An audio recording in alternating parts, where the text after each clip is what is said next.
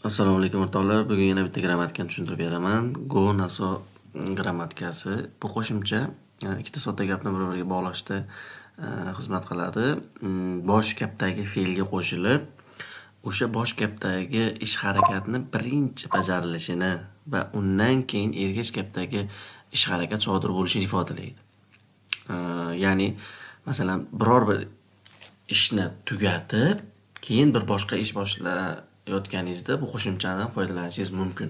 Misol uchun mana bu yerda iril kunnago naso chukkurul hessoyo. Ishni bitirib bo'lgandan keyingina futbol o'ynadik. Juda ham oson grammatika.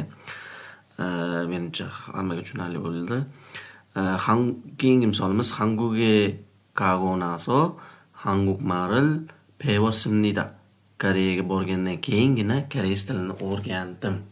O'rtoqlar, o'ylaymanki bu grammatika hammaga tushunarli bo'ldi. Bunaqa qiyin grammatika emas. Xudo xolasa bunaqa grammatik videolarni juda ham endi ko'paytirishga harakat qilaman. E'tibor uchun rahmat. Sog' bo'linglar.